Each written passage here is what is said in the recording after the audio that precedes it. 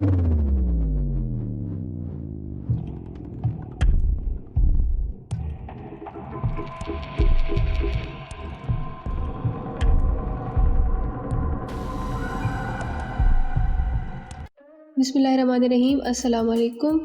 Hope you all will be fine. Welcome to the student academy. Channel को ज़्यादा से ज़्यादा लाइक करें, शेयर करें और सब्सक्राइब करें। और अगर आपको लेक्चर में से कोई भी चीज़ समझ नहीं आ रही, कोई भी पॉइंट क्लियर नहीं हो रहा, तो आप कमेंट सेक्शन में पूछ सकते हैं।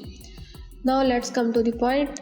हम पढ़ रहे थे काइंड्स ऑफ वर्ब। सबसे पहले हमने वर्ब की डेफिनेशन पढ़ी कि कोई भी काम, कोई भी स्टेट और एक्शन, कोई भी काम होना, वेदर कोई वो एनिमल कर रहा है, किसी पर्सन के थ्रू हो रहा है या हम खुद कर रहे हैं, तो हमारे पास हमारा वर्ब होगा। उसके बाद हमने डिस्कस की थी इसकी कुछ टाइप्स। प्रीवियस लेक्चर में हमने एक्शन वर्ब पढ़ा, ट्रांजिटिव वर्ब पढ़ा, इंट्रांजिटिव वर्ब पढ़ा, फिनाइट वर्ब पढ़ा और नॉन फिनाइट वर्ब पढ़ा।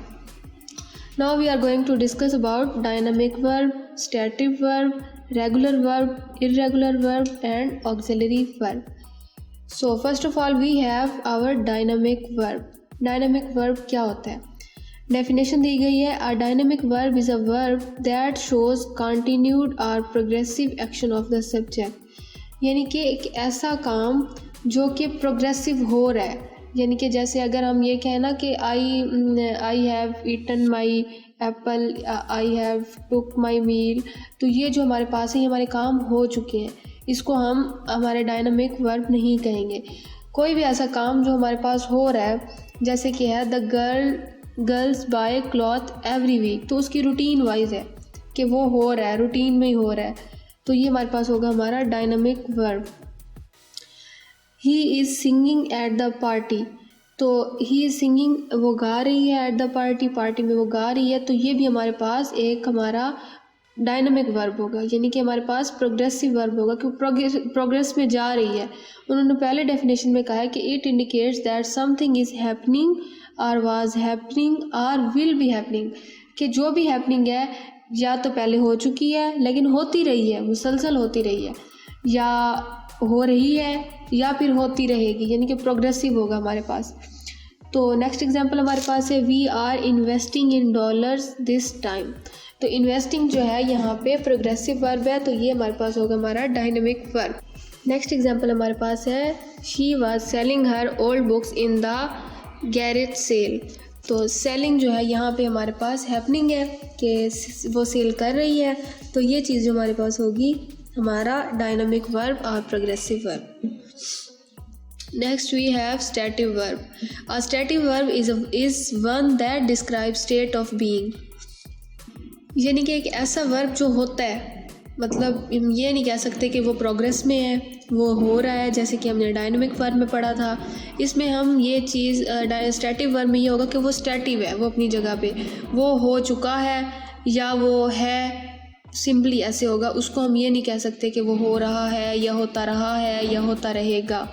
जैसे कि हमारे पास है my sister prefers chocolate cake, तो जहाँ पे जो प्रेफर्स है कि प्रेफर करती है, उस पर तरजीह देती है, तो ये हमारे पास हमारा स्टैटिव वर्ब है, प्रोग्रेसिव नहीं है, बस एक हो चुका है कि वो प्रेफर चॉकलेट केक को ही करती है।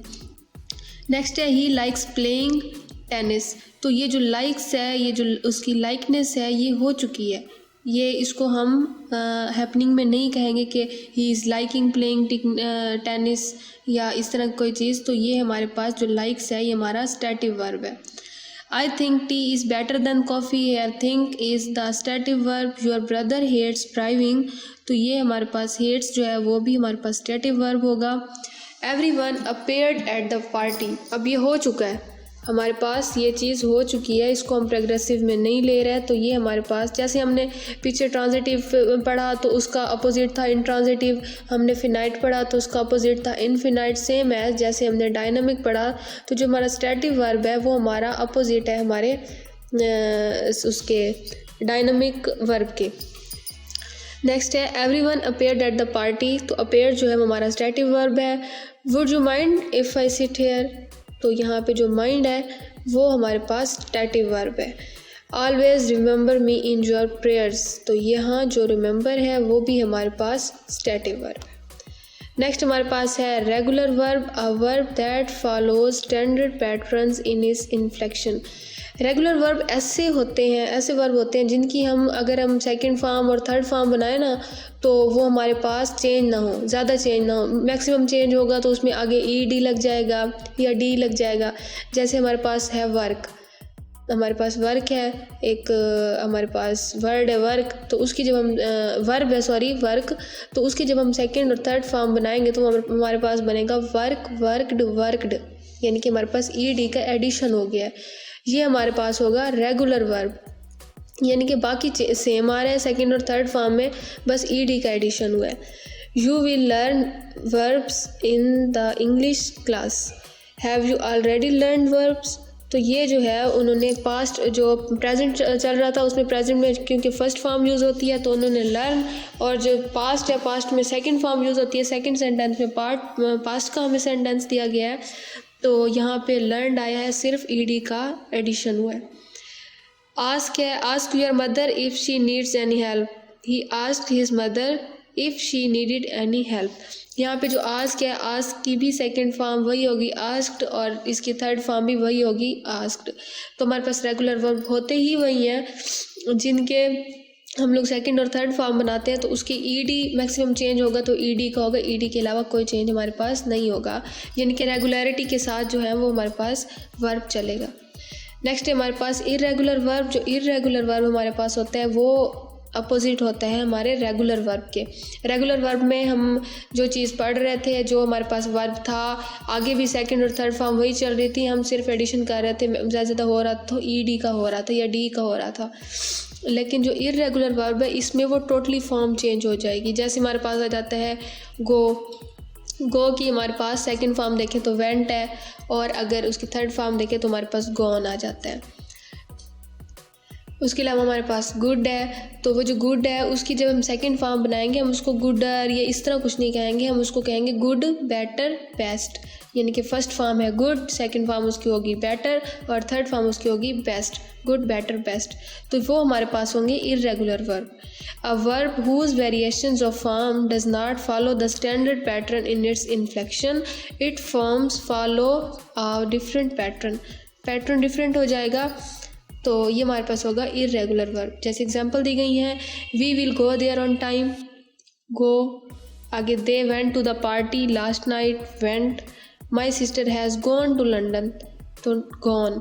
पिछला हमारे पास जो है वो फर्स्ट फॉर्म दी गई थी, सेकंड सेंटेंस में हमारे पास थर्ड फॉर्म है, और थर्ड सेंटेंस में हमारे पास उसकी थर्ड फॉर्म दी गई है गो की, गो, वेंट, गॉन, तो ये हमारे पास इर्रेगुलर वर्ब है। नेक्स्ट हमारे पास है make, let me make some coffee, तो इसमें मेक फर्स्ट फॉर्म है, she made coffee for me, past form आ गई है तो इसमें सेकंड फॉर्म यूज़ हुई है, तो वो मेक से डिफरेंट है, यानी कि डी का चेंज हुआ है हमारे पास, मेक से मेड बना।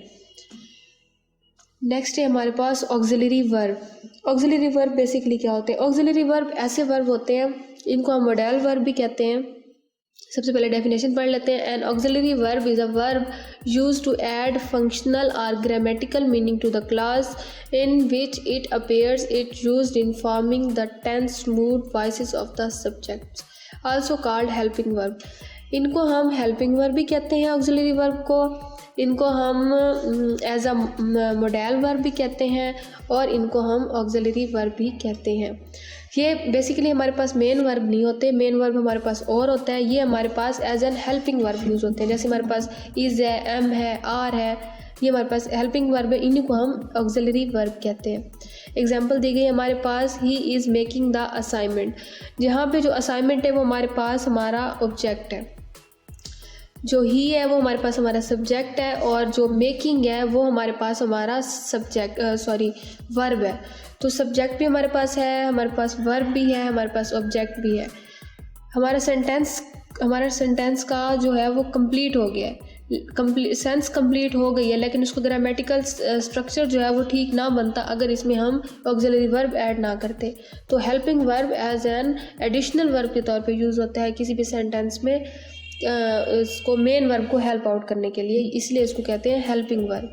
तो यहाँ पे जो इज़ है वो हमारे पास हमारा ऑक्सिलरी वर्ब है। She was giving the presentation, giving हमारे पास मेन वर्ब आ गया, लेकिन वाज जो है हमने एज एन ऑक्सिलरी वर्ब लगाया है। दे हैव बीन स्टडीइंग, तो दे सब्जेक्ट आ गया है, जमा में प्लूरल में सब्जेक्ट आ गया है, स्टडिंग हमारे पास पढ़ना आ गया है, एक प्रोग्रेसिव हमारे पास वर्ब आ गया है। लेकिन यहाँ पे जो हैव बीन है ये हमारे पास as an auxiliary verb use होगा। The team will score better this time, तो टीम जो है वो हमारे पास सब्जेक्ट है, स्कोर बेटर दिस टाइम, ये स्कोर जो है ये हमारे पास वर्ब आ जाता है, दिस टाइम कंडीशन दी गई है, स्टेट दी गई है, तो विल जो है वो हमारे पास हमारा हेल्पिंग वर्ब है। आई कैन स्पीक स्पेनिश, तो इसमें हमारे पास कैन जो है वो हमारा ऑक्सिलरी वर्ब है। यहाँ पे हमारे ख़त्म होते हैं वर्ब। नेक्स्ट हम स्टार्ट करेंगे एडवर्ब इंशाल्लाह ताला नेक्स्ट वीडियो में। Thank you so much for watching, और अपनी दुआ में याद रखिएगा। खुश रहें, आबाद रहें। अल्लाह हाफिज़।